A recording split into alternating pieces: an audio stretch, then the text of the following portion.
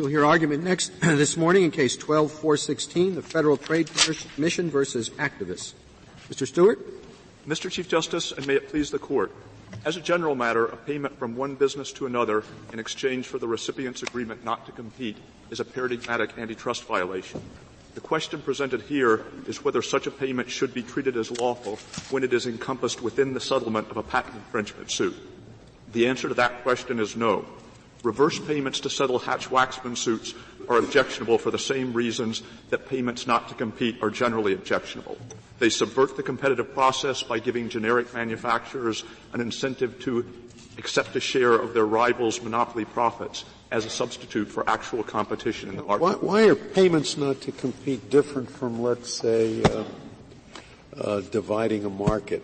I mean, suppose there's a lawsuit, somebody challenging the validity of the patent, and the patentee agrees to allow the person challenging the patent to have exclusive rights to sell area. Does that violate the antitrust laws? I mean, there are really two differences between that scenario and the one presented here. The first is that an exclusive license is expressly authorized by the Patent Act in Section 261 of Title 35. But the second thing is that doesn't impress me. What else? The second thing. What's your second point? The second thing is that an exclusive license doesn't give the infringement defendant anything that it couldn't hope to achieve by prevailing in the lawsuit. That is, if at least any right to compete that it wouldn't get by prevailing in the lawsuit. If the infringement defendant won, it would be able to sell wherever it wanted to. Now, there may be some. In order to make money. I mean, that's what it wants is money. But so instead of giving the license to compete, we'll short circuit the whole thing. Here's the money. Go away. But the point here is that the money is being given as a substitute for earning profits in a competitive marketplace. That is, in the Hatch-Waxman settlement context, by definition, we have a disagreement by parties as to the relative merits of the infringement and or validity questions as to the patent infringement suit. The brand name is saying its patent is valid and infringed. The generic is saying either that the patent is invalid or that its own conduct won't be infringing or both. And if the generic wins, it will be able to enter the market immediately. If the brand name wins, it will be able to keep the generic off until the patent expires. And so in that circumstance, a logical subject of compromise would be to agree upon an entry date in between those two endpoints, just as the parties to a damages action would be expected to settle the case by the defendant agreeing to pay a portion of the money it would have to pay if it lost. That's a natural subject of compromise. And we don't have a problem. Mr. Stewart, do you have a case in which the patentee acting within the scope of the patent has nonetheless been held liable under the antitrust laws? Yes. For something that it's done. Acting within the scope of the patent. Yes, if you adopt respondents' conception of what it means to act within the scope of the patent. And let me explain. When respondents say that the restrictions at issue here are within the scope of the patent, what they mean is that the goods that are being restricted are arguably encompassed by the patent, and the restriction doesn't extend past the date when the patent expires. That's all they mean. And if that were the exclusive test, the defendants in Masonite, in New Wrinkle, in Line Material, they would all have been off the hook because all of those cases involved restrictions on trade in patented goods during the period that the patent was in effect, and yet the Court found antitrust liability in each of these. Now, the way that respondent tries to explain Masonite, for example, Masonite involved a resale price maintenance agreement in which the patent holder sold goods and then attempted to control the price at which they would be resold. And the Court said that under the rule of patent exhaustion, the patent holder didn't have the right to do that, and therefore the patent laws provided no shield, and the agreement was held to be a violation of the antitrust laws. Now, respondents say, well, that's consistent with their theory because the restriction imposed went beyond the scope of the patent because the right to control resale is not one of the rights that the Patent Act confers. But if that's the test for whether a restriction is within the scope of the patent, then we would say that it's not met here, because there's nothing in the Patent Act that says you can pay your competitor not to engage in conduct that you believe to be infringing. And really that's the thrust of their position, that if a patent holder has a non-sham allegation that a particular mode of competition would be an infringement of its patent, the patent holder can pay the competitor not to engage in that competition. Again, we're not talking about conduct in which there's been any judicial determination that infringement has occurred. We're just talking about cases in which the patent holder has a non-sham allegation that infringement would occur. Mr. Stewart, does this represent a change in the government's position?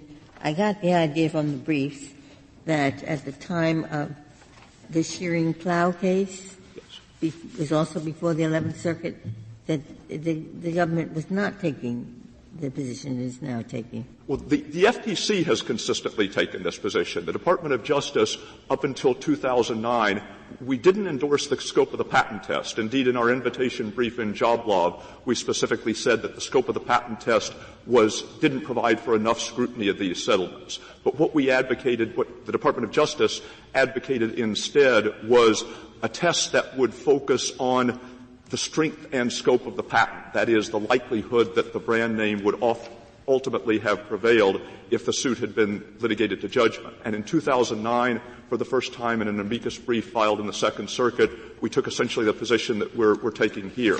That is, that agreements of this sort should be treated as presumptively unlawful, with the presumption able to be rebutted in various ways. And one way is to assess the validity or the strength of the infringement case? We would say that that's not a way. That's my concern. Is your test is the same for a very weak patent as a very strong patent. That doesn't make a lot of sense. Well, the test is whether there has been a payment that would tend to skew the party's choice of an entry date, that would tend to provide an incentive for the parties for the generic to agree to an entry date later than the one that it would otherwise insist on. Now, it probably is the case that our test would have greater practical import in cases where the parties perceive the patent to be. But why wouldn't that determination itself reflect the strength or weakness of the patent, so that the market forces or take that into account? Well, I think in the kind of settlement that we would regard as legitimate, where the parties simply agreed to a compromised date of generic entry, then the parties would certainly take into account their own assessment of what would likely happen at the end of the suit. And so if the parties believed that the brand name was likely to prevail, then if the brand name agreed to early generic entry at all, it would presumably be for a small amount of time. Conversely, if the parties collectively believed that the brand name had a weak case and the generic was likely to prevail, then they would negotiate for an earlier date. And the problem with the reverse payment is that it gives the generic an incentive to accept something other than competition as a means of earning money. I mean, to take another... This was not a problem, I gather, until the Hatch-Waxman amendments? These types of payments appear to be essentially unknown in other lawsuits and in other patent infringement cases. Yeah, so do suits against this kind of payment. And I have the feeling that what happened is that Hatch-Waxman made a mistake. It did not foresee that it would produce this kind of payment. And in order to rectify the mistake, the FTC comes in and brings in a new interpretation of antitrust law that did not exist before, just to make up for the mistake that Hatch-Waxman made. Even though Congress has tried to cover its tracks in later amendments, right, which deter these payments. Congress has tried to reduce the incentives for these payments to be made. I mean, so why should we overturn understood antitrust laws just to patch up a mistake that Hatch-Waxman made? Well, a couple of things I would say. First, I don't think we're not asking you to overturn established antitrust laws. To take another analogy, for example, if Watson, instead of developing a generic equivalent to AndroGel, had developed an entirely new drug that it believed would be better than AndroGel for the same conditions, and if Solvay had paid Watson not to seek FDA approval and not to seek the to market the drug. I think everyone would agree that that was a per se antitrust violation, even though Watson's ultimate ability to market the new drug would depend on FDA approval that might or might not be granted. And so when we say it's unlawful to buy off uncertain competition, it's unlawful to buy off competition even when the competition might have been prevented by other means, we're just enforcing standard antitrust principles. To focus on the distinction between Hatch-Waxman and other patent litigation, Professor Hovenkamp's conclusion is that the reason that you don't see payments like this in the normal patent infringement suit is that in the typical market, if a patent holder were known to have paid a large sum of money to a competitor who had been making a challenge to the patent, if other competitors knew that that had happened, then they would perceive that to be a sign that the patent was weak and that they would leap in. But he says Hatch-Waxman makes it more difficult for that to be done because Hatch-Waxman gives unique incentives to the first paragraph 4 filer. Is that the 18-month rule primarily? It's a 180-day period of exclusivity. Yeah, I mean 180 days. Yeah. Yeah, and the way it works is that the exclusivity period is not good in and of itself for consumers. That is, during the period when one generic is on the market and the others are not yet allowed to compete, you have essentially duopoly conditions. The price of the drug drops, but only by a little bit. Congress granted the 180-day exclusivity period because it wanted generics to have ample incentives to challenge patents that were perceived to be weak. And if the first filer is able to essentially be bought off, is able to settle for something other than early entry into the marketplace, then other potential competitors face barriers to entry that they similarly situated competitors wouldn't face in other industries. That's rather thin, I think. I don't know how. I don't have the ability to assess that and the significance of it empirically. The thing I wonder, therefore, is you said this is common in antitrust. I'm not up to everything in the field, but I know there's an existence of something called a per se rule. That's price fixing. I know there's a rule of reason. And I know there's a sort of vague area that sometimes in some cases that Justice Souter mentioned in California Dental, there's something slightly in between, which as I saw those cases, they're very much like price fixing or agreements not to enter. And what they seem to say is, Judge, pay attention to the department when it says that these are very often can be anti-competitive, and ask the defendant why he's doing it. I mean, is that what you want us to say? It didn't seem as if from your briefs if you were asking us to produce some kind of structure that I don't mean to be pejorative, but it's rigid, a whole set of complex per se burden of proof rules that I have never seen in other antitrust cases. My question is, when I say I've never seen anything like this before in terms of procedure, I want you to refer me to a case that will show, oh no, I'm out of date. Well, the Court has recognized such a thing as the quick look approach, but I think even though the case didn't use the term quick look, I don't believe it did, NCAA versus Regents of University of Oklahoma is probably the best example. Where the Are there others? Well, that's the one I'm most familiar with. Is there any other? Are you familiar with any other? Because I want to be sure I read all of them. I'll need to look back. Well, if there are few or none, then I would say, why isn't the government satisfied with an opinion of this Court that says, yes, there can be serious anti-competitive effects. Yes, sometimes there are business justifications. So, Judge, keep that in mind. Ask him why he has this agreement. Ask him what his justification is. And see if there's a less restrictive alternative. In other words, it's up to the district court, as in many complex cases, to structure their case with advice from the attorneys.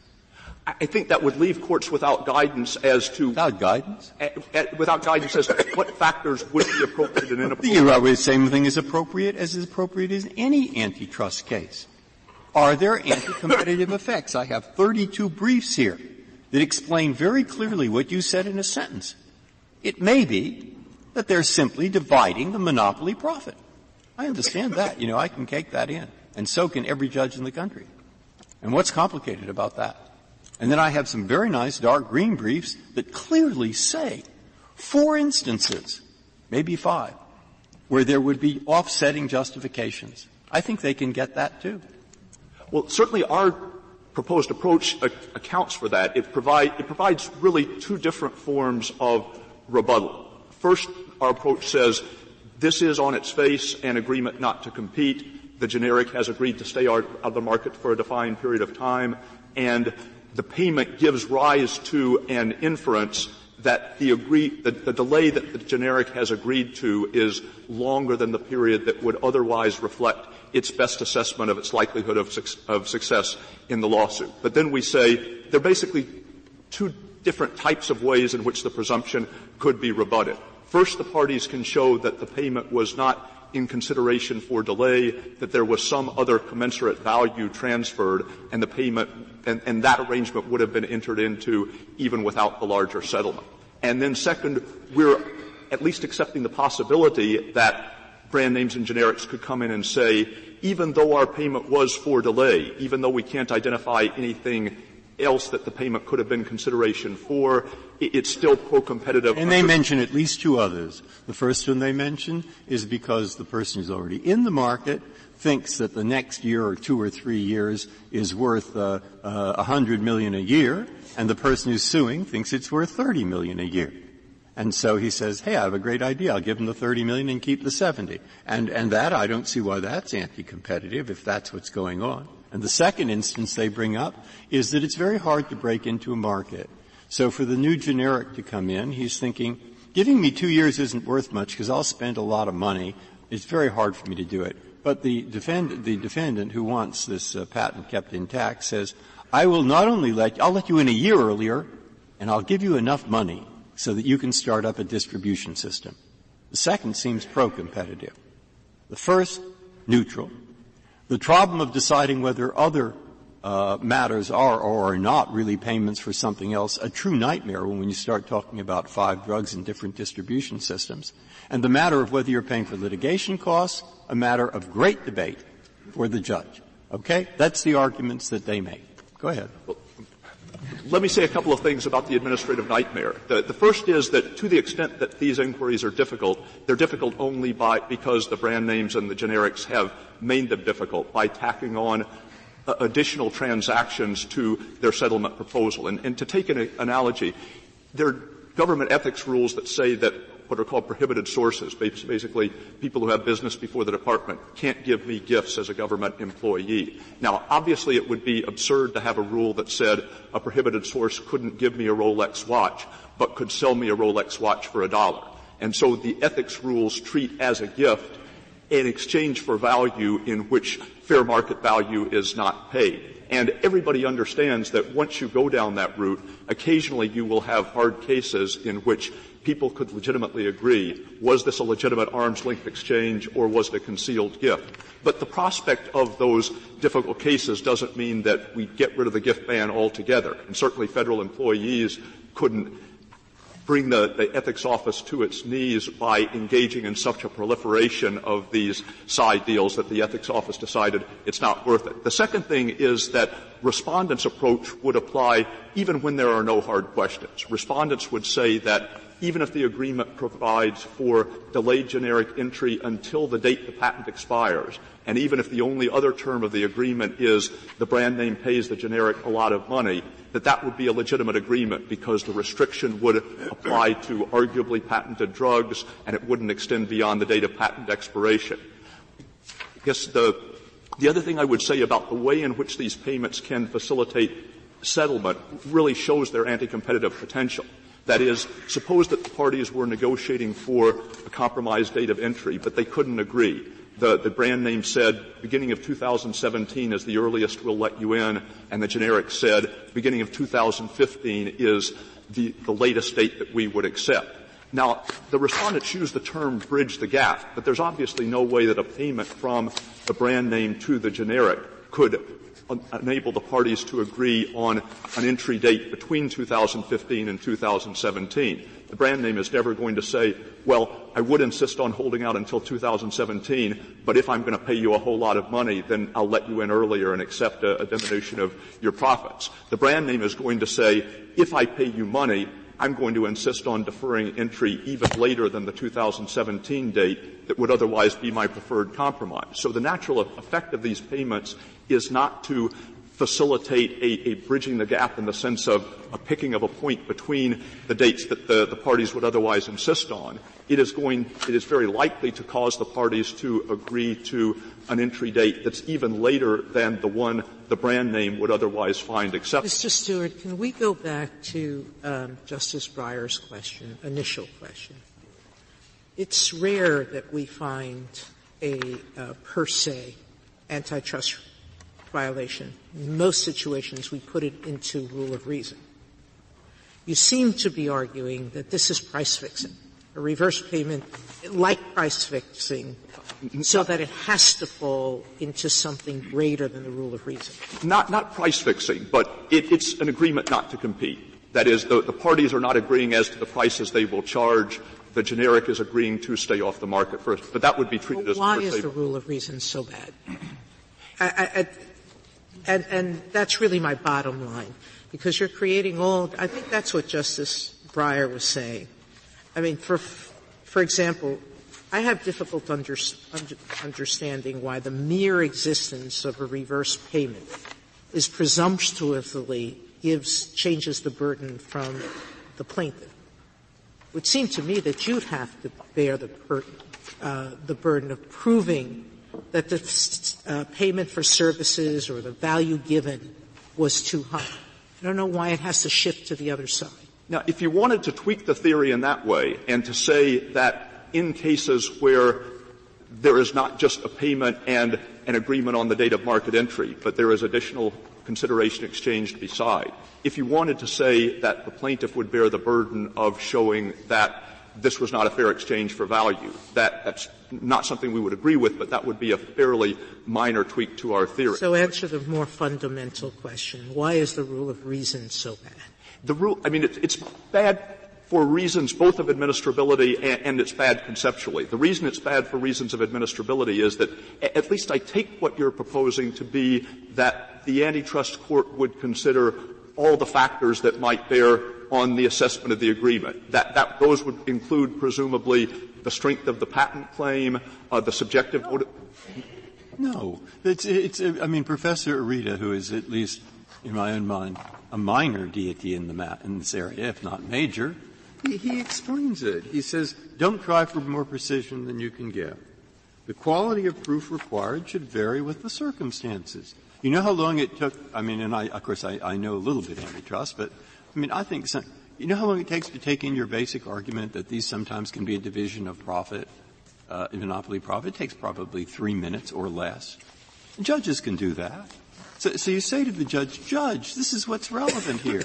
And there's a rule of evidence. Don't waste the jury's time.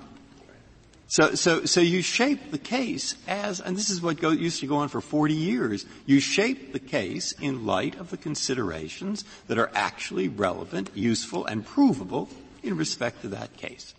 And district judges, that's their job. So what I'm not saying you lose the case. They didn't decide this in the 11th Circuit. They said there's no violation. Okay? I've got your point on that. But I'm worried about creating some kind of administrative monster. Well, it's not atypical. The court did this in NCAA, for example, where it said that the agreement it was looking at, which dealt with the allocation of rights to televised football games, was essentially a limitation on output. And the court said those are presumptively unlawful. Long experience in the market has shown that they are suspect. The court didn't say there was long experience in the market for television rights to football. It just said output limitations have been established as disfavored. Nevertheless, because competitive sports by nature require a degree of cooperation between the people who compete against each other to establish the rules of the game and so forth, we will look to see whether the parties have whether the defendants have identified anything about their specific industry that would justify our decision not to apply the usual presumption. And it concluded that there was nothing there. And we're really asking the Court to take the same approach here. We're saying payments not to compete are generally disfavored. The parties can, when you have a Hatch-Waxman settlement in which money is passing from the brand name to the generic, it's an unusual settlement to begin with because there's no way that the suit could have culminated in the generic receiving the money judgment. And therefore, we'll look upon this with suspicion, but we'll give the parties adequate opportunities to rebut. If I may, I'd like to reserve the balance of my time. Thank you, Mr. Stewart.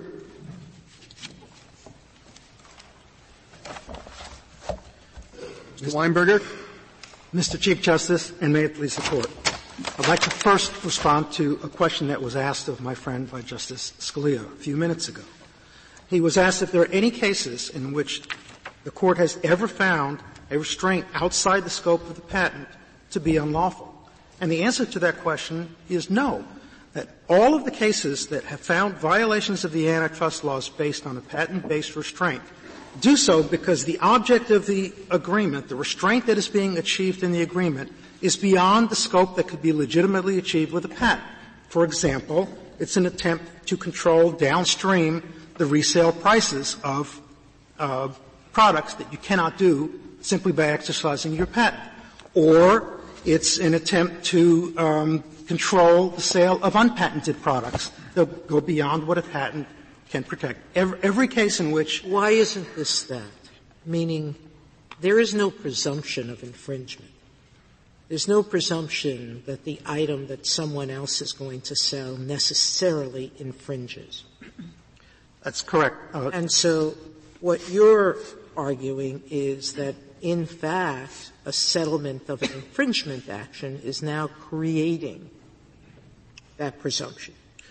No, Justice Sotomayor, I'm not arguing that, but I do want to say that I think our patent system depends upon the notion that you don't evaluate from the perspective of the antitrust laws a patent restraint based upon whether you could have proved in a litigation that the patent was infringed. But I don't know why we would be required to accept that there has or would be infringement by the product that has voluntarily decided not to pursue its rights.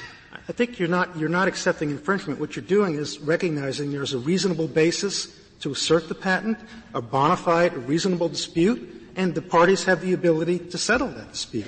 Just as if if someone was entering into a license agreement with someone who had a product that they claimed did not infringe the patent, they sat down, negotiated a license, resolved. But there you know that they're not sharing profits.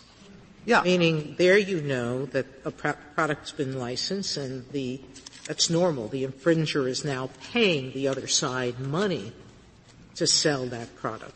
But Justice Sotomayor, a reverse payment suggests something different, that they're sharing profits. I don't know what else you can conclude. I don't think that's correct, and that's because many license disputes are in fact resolved by the alleged infringer exiting the market for a period of time or agreeing to stay off until a certain time. And then the license kicks in. Reverse payments? Yes, they are, because they, for example, there could be a license agreement where the infringer agrees to stay off the market for X number of years, and when it comes on, it pays a certain royalty. Now, anybody could argue that royalty, if it were higher, could result in an earlier entry. There's always an argument to be made with any delayed entry situation that monopoly profits are shared. That's just inherent in the nature of it. And if you take the FTC's argument to its full force, it would mean that any situation where anyone is agreeing to a delayed entry and there's any other value that's being exchanged in that situation, that, in effect, in economic terms, is a payment for delayed entry. There's no difference. Yeah, but their point is not it's per se unlawful. What they want is they want to cut some kind of line between a per se rule and the kitchen sink. And if you look at the brief supporting you, it is the kitchen sink. You have economists attacking the patent system or praising it, and here and there and the other. They don't want the kitchen sink. Now, suppose I don't want the kitchen sink, but I have a hard time saying what the per se rule is. So what's your idea? So I've obviously given a lot of thought to whether there is any kind of an intermediary test that works, and I don't believe there is. And let me explain why. First, you can't really measure whether there are any anti-competitive effects from such a settlement agreement without determining what would have happened if the case hadn't settled and would have been litigated. And if the patentee had won the litigation, then there would be no anti-competitive effects. That's what the Second Circuit and the Federal Circuit concluded in applying a rule of reason test and saying the first condition of such a test has not been met because there's no demonstration of anti-competitive effects. And the cases, both of those cases are very good illustrations of what I'm talking about. Those were the tamoxifen and Cipro cases where the parties agreed to so-called reverse payment settlements that FTC would say are basically per se unlawful. Would it help if you were thinking about rules and caps to consider not what the branding company would have made, but what the generic company would have lost, and use the latter as the limit? Well, you really don't know unless you can assume when they could have entered. You have to make an extrapolation. Yes. Because it all depends on what would have happened in the patent litigation, so that you can't really tell whether there's any anti-competitive effect. I should also say, with respect to the generic losing, there's really no risk for the generic here, which is one of the reasons you see these settlements. That in this industry, well, if the generic wins, though, it's everybody's profits are lower, and you can gear it to just what the generic would have made. They're lower than they would be under some other situation, but the patent gave the patent holder the legal right to exclude, and so unless there's there's some reason to believe that it couldn't reasonably assert that patent, it's entitled to monopoly profits for the whole duration of the Mr. patent. Weinberger, can I just understand what you're saying and maybe do it through a hypothetical? So suppose you had a lawsuit and the generic sends the brand name manufacturer an email. And the email says, we have this lawsuit. I think I have about a 50% chance of winning. If I win, I take your monopoly profits down from $100 million to $10 million. Wouldn't it be a good thing if you just gave me $25 million, all right? And then the brand name sends an email back, says, that seems like a pretty good idea, so I'll give you $25 million. Now, as I understand it, your argument is, that's just fine. That's hunky-dory. What I'm saying is that in any given situation, that the is that fine? I think that if there's a single situation and the evidence is that there's a reasonable basis to assert that patent, and in truth, if the patent had what you say is a 50-50 chance of prevailing, then I think that there could be a settlement like that. If it's in good faith. But what does that mean in good faith? It's clear what's going on here is that they're splitting monopoly profits, and the person who's going to be injured are all the consumers out there. Any situation in which there's in any patent dispute in which there's a trade-off, like the examples I mentioned before, of time for value, that argument could be made. And in fact, if that was true, if it was true that the natural inference and the motivations of people was simply to divide these profits with no other consideration, then what you'd expect to see is that every single patent dispute would, especially in Hatch-Waxman, would result in a settlement that just pays the generic until the end of the patent, because after all, the market would be. Well, Mr. Weinberger, I think if we give you the rule that you're suggesting we give you, that is going to be the outcome, because this is going to be the incentive of both the generic and the brand name manufacturer in every single case, is to split monopoly profits in this way to the detriment of all consumers. Let me address that, Your Honor. I don't think that's realistic at all, because and let's take this industry specifically, that the ability to challenge a patent in this industry is lower than any industry that I can think of. And that's because a generic is given the right to certify against the patent and then basically challenge the patent without having actually developed the product, gotten a marketing force, gotten a factory, putting the product on sale and taking the risk that everyone else who challenges a patent has to take. All they have to do is file an ANDA, which is roughly $300,000 to $1 million for these size drugs. That's not a lot, and certify. And the FTC's own studies have shown that it takes a very small chance of winning, something like 4% for a drug over $130 billion, to justify a generic suing a brand name company. And what happens in these cases is that in all cases or just Hatch-Waxman cases? It's Hatch-Waxman cases. It's because it does skew the dynamics a lot. Yes. You know, the Second Circuit recognized, even though it accepted your scope of the patent, that there was a troubling dynamic in what you're arguing, which is that the less sound the patent, the more you're going to hurt consumers, because those are the cases where the payoff, the sharing of profits, is the greatest inducement for the patent holder. The Second Circuit recognized that, but then they said, on further reflection, on further consideration of this, we are not troubled by it. And one of the reasons they were not troubled, and it's what I was trying to answer Justice Kagan about, is because the reality of the situation is, with so many potential challenges to the patent, all they have to do is file an ANDA. There are 200 generic companies in this industry, that if you try to adopt that strategy of paying the profits of a generic, there's going to be a long line of supplicants. Well, I don't think that that's true, Mr. Weinberger, and it's because of something that Justice Scalia suggested, is that there's a kind of glitch in Hatch-Waxman, and the glitch is that the 180 days goes to the first filer. And once the 180-day first filer is bought off, nobody else has the incentive to do this. That's clearly not correct, either by logic or by reference to actual experience. It's true that the first filer is given a greater incentive, but these products can last for 20 or 25 years. But the huge percentage of the profits is done in the exclusivity period. I mean, it's true that it can go on for a long time, but you're making dribs and drabs of money for a long time. Where you're really making your money is in the 180 days. Experience doesn't show that, because if you look at Hatch-Waxman litigation, we've cited in the red brief, and it's been discussed by the antitrust economists and the Generic Pharmaceutical Association in their amicus brief, that many of these Hatch-Waxman cases involve multiple filers. You have 5, 10, as many as 16 companies challenging these patents, one of whom are not the first filer. So there must be an incentive for them to do this, and they are. So I think experience says that kind of extreme view of incentives is not really true. What do we look at to verify what you say? Is it all in the briefs? Yes, it's in the Solvay brief. I don't have the because I had thought, as Justice Kagan's question might indicate, that the 180 days is crucial. It allows you to go to the doctors, to give them the name of your generic equivalent, et cetera, and that's a big advantage. It's a big advantage. Now you're indicating that it isn't.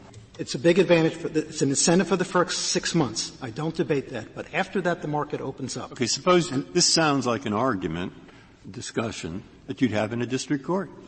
So what's your reaction to this?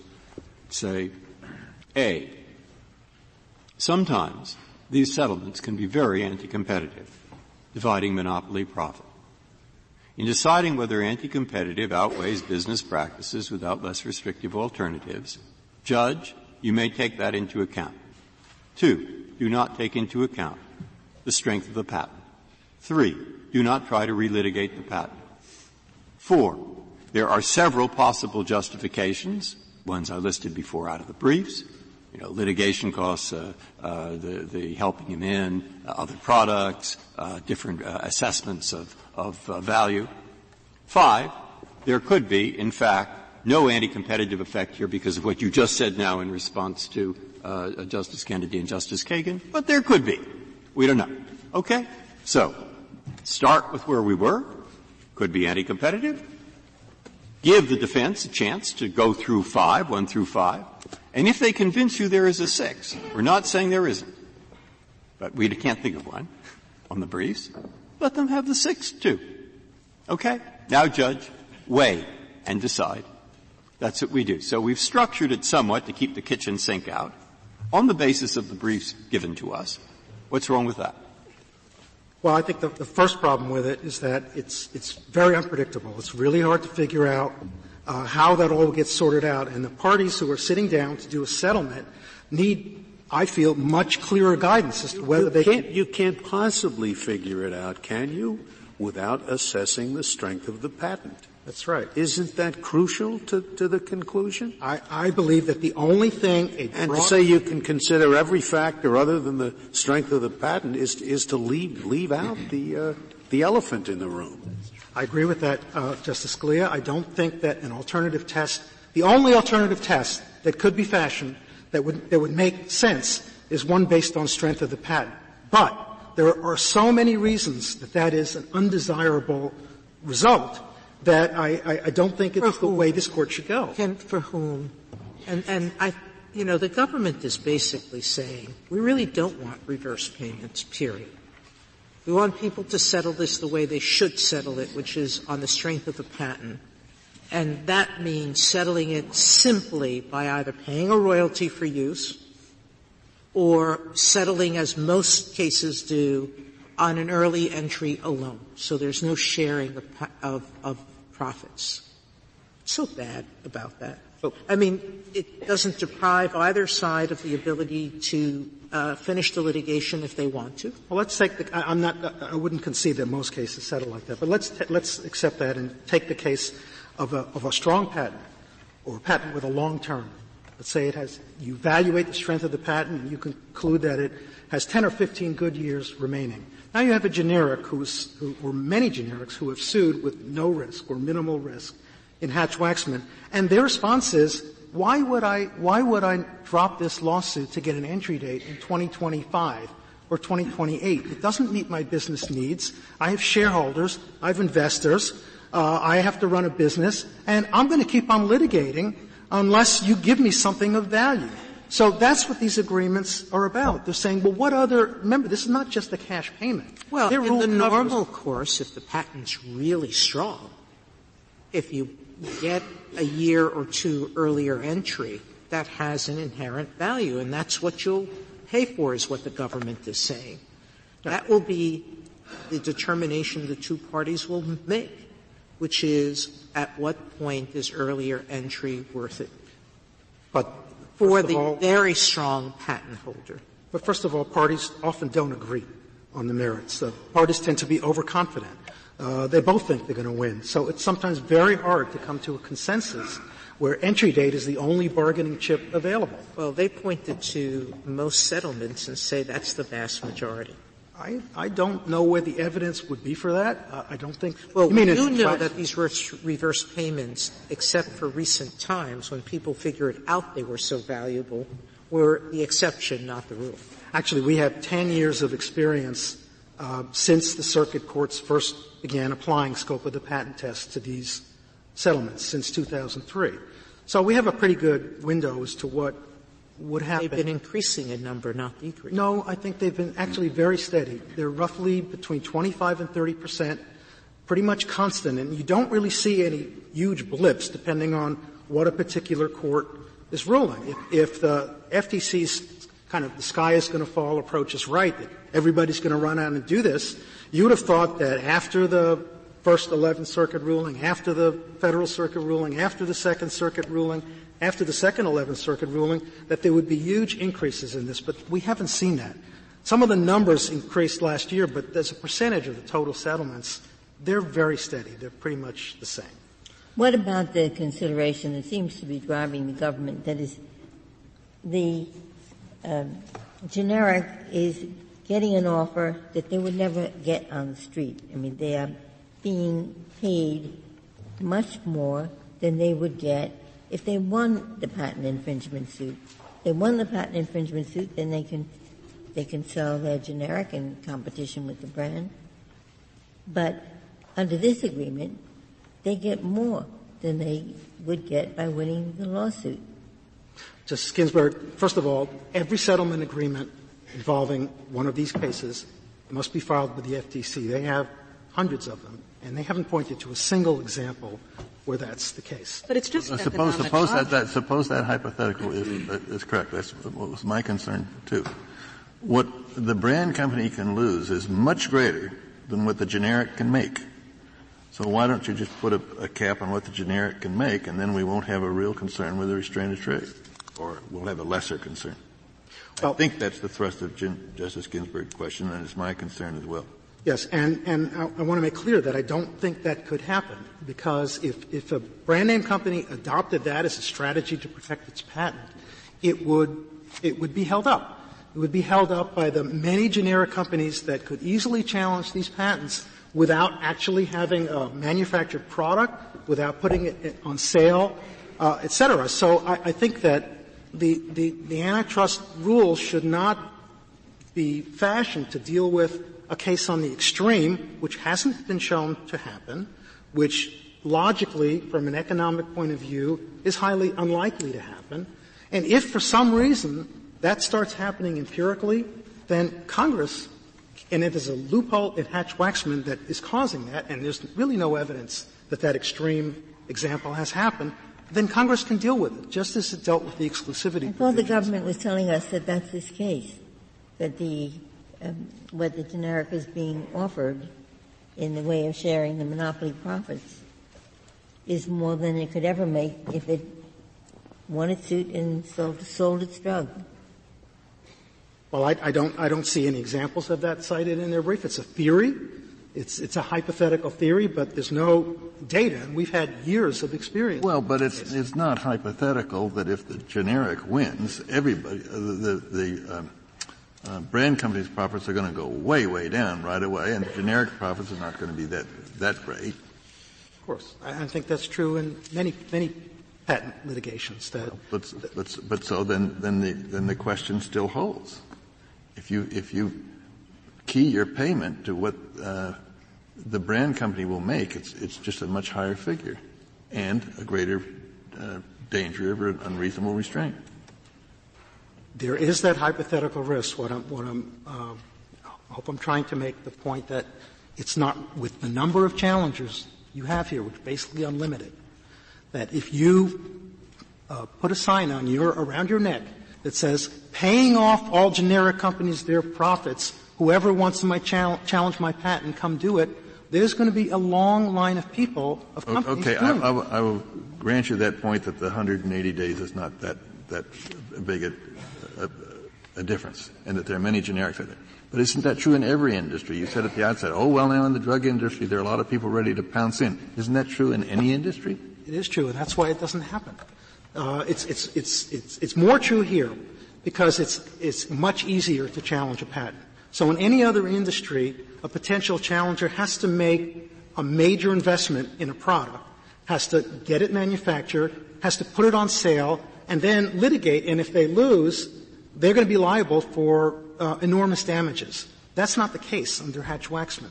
All they need to do is file an ANDA. They have nothing at risk. If they lose, they haven't lost any damages.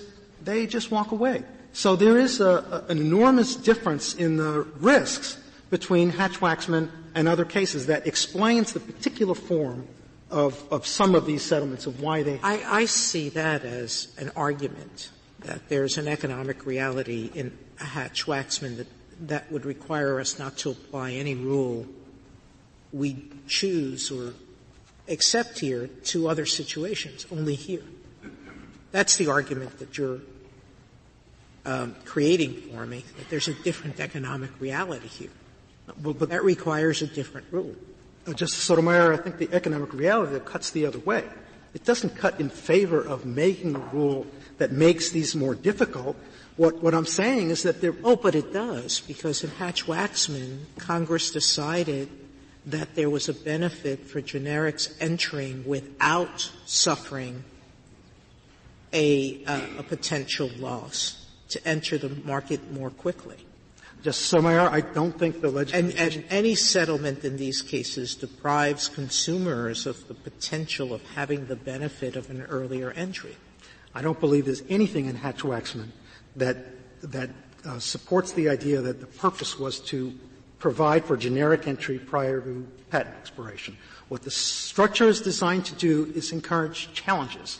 Exactly. And that's what you're doing with permitting settlements of this kind is not permitting the process to go to conclusion. I don't think there's anything in Hatch-Waxman that suggests in any way that settlements should be discouraged or that cases should be mandated to proceed to judgment or that all have to be litigated. It's encouraging infringement suits. It's encouraging challenges. And it has produced many challenges. And can I say that with 10 years of application of the scope of the patent rule, there is no particular problem with Hatch-Waxman. It's working very well. The number of drugs that have now gone generic from just 10 years ago to today has increased enormously. So why does it help you to say that if the court says, or the FTC says, when you get one of these suits, you can settle it by letting them in, but you can't pay them money. That'll help to stop strike suits. If it really costs them nothing to get in, they're going to have to really want to enter or they won't bring the lawsuit. So why does that hurt you? Well, I actually think that you raise a point that the generic in some of the amicus briefs, some of the generic parties have talked about, which is that their ability to challenge these cases depend on their not having to litigate every one of them to conclusion. And that's not bad, because most patent cases settle. Most of these disputes settle. And if our system was one in which every case had to be litigated fully to judgment, we'd be unable to cope with that. So what I think the statute mandates or contemplates is that generics should be able to challenge and should have strong incentives to challenge, but that doesn't mean that they should be required to litigate to conclusion. And if settlement is made more difficult so that differing perceptions or different business objectives can't be bridged with some kind of a business settlement, that's going to mean that fewer generics are going to challenge these patents, and that is contrary to the purpose of the Hatch-Waxman. I think it's correct that to develop a new drug, sometimes you need not just scientists and attorneys, you need investment bankers. You then need marketers because the cost of these drugs can be hundreds of millions. Is there anything in the record that shows the development cost of this drug? This particular drug, I don't know. I mean, there are lots of studies on how much average drugs cost. And that figure is over $1 billion. It can be $1 billion. But easily $1 billion. Anything in this case? This particular drug, anything in the record? No, because we were on a 12b-6 motion, on a motion to dismiss, so that none of that was really developed. But I'm sorry.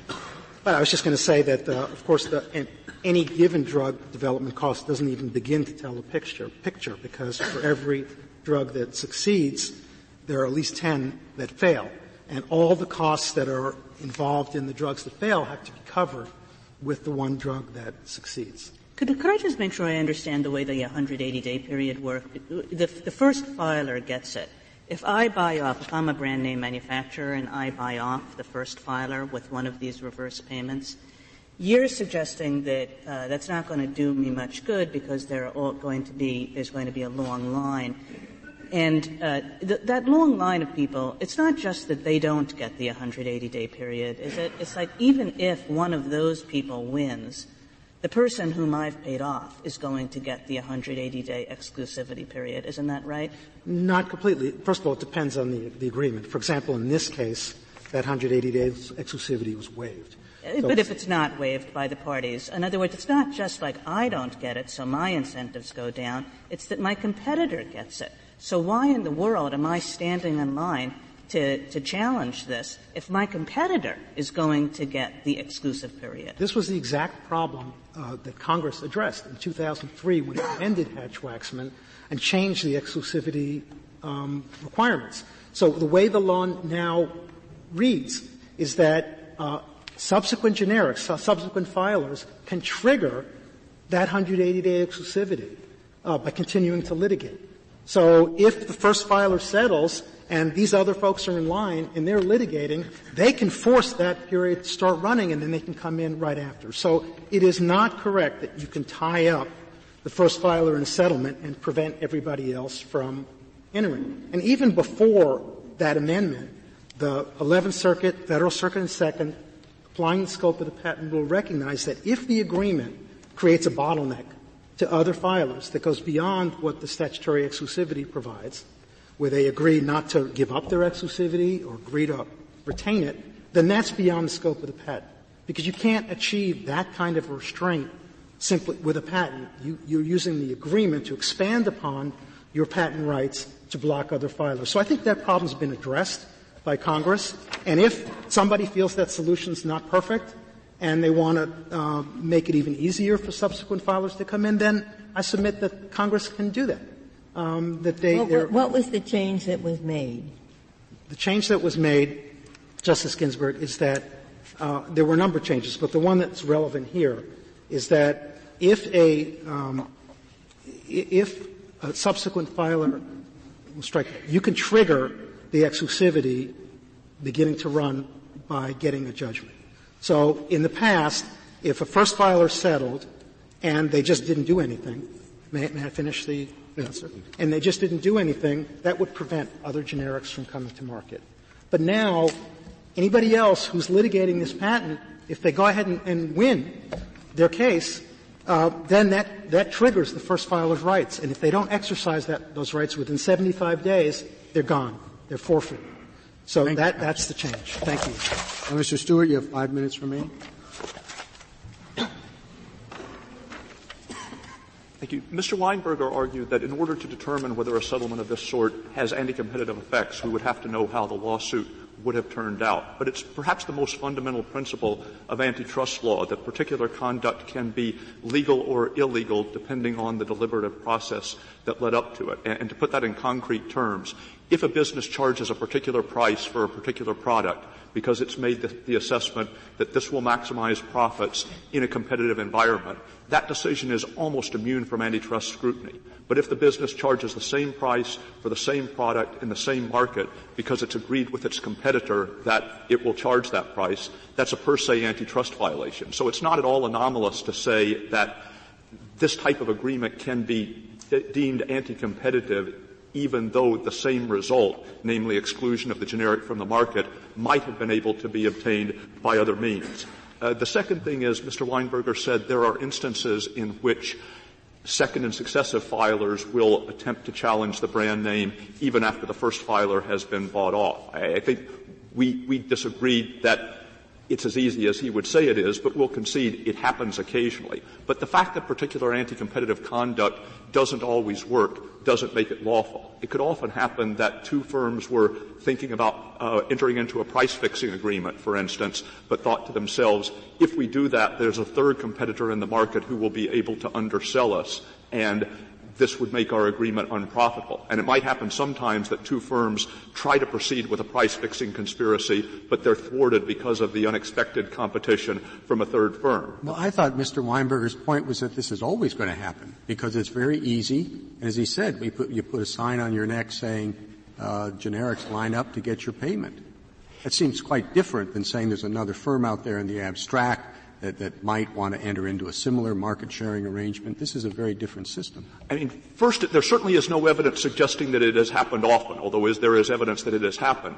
But if the brand name perceived on a systemic basis that the likely result of paying off one competitor was that another competitor would step in and couldn't be bought off, would litigate the suit to judgment, there would be no incentive to make the reverse payment in the first place. That is, in making the reverse payment, what the brand name is attempting to purchase is protection from the possibility that it will have its patent invalidated and it will suffer a large competitive advantage. If a brand name thinks in a particular instance there's somebody else who's going to expose it to that risk, the payment wouldn't be expected to be made. So and what's your understanding of why there would not be a long line in some cases or in many cases?